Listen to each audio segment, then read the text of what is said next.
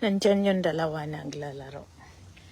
So, ikutin lang natin itong park oval na ito kahit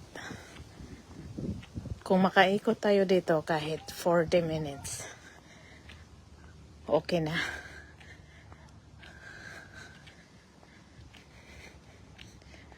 Kailangan maggalaw-galaw.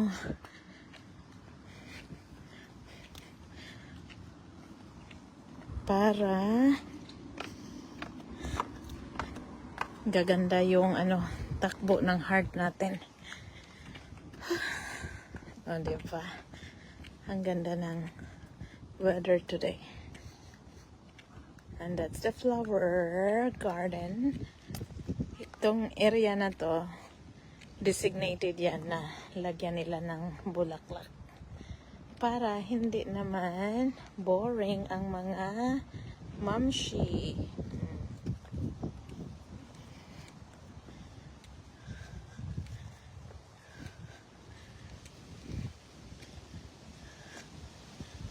Hey, Frey!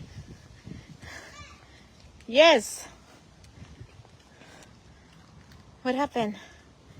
Hey, what's your name? Oh, my name is Soraya. You look like this.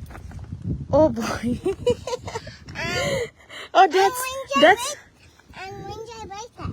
Oh, my birthday is December? Oh, that's me? Yes. Who drew this one? May I see it? May I see it? No, it's a secret. Oh, that's me?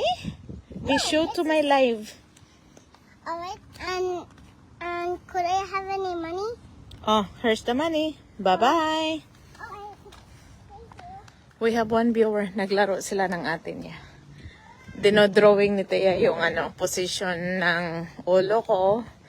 May sombrero. Nilagyan din niya ng kalo. Ang galing ni Tia mag-drawing. Hindi ko sinabi kasi anak ko. Sinabi ko talaga na maganda talaga siya mag-drawing.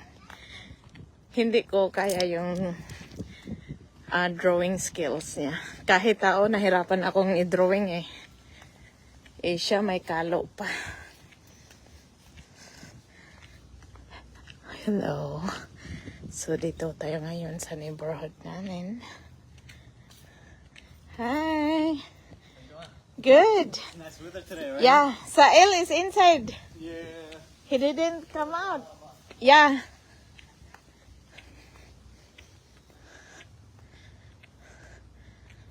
Ang friendly nung papa ni Sael. Sael is, they are like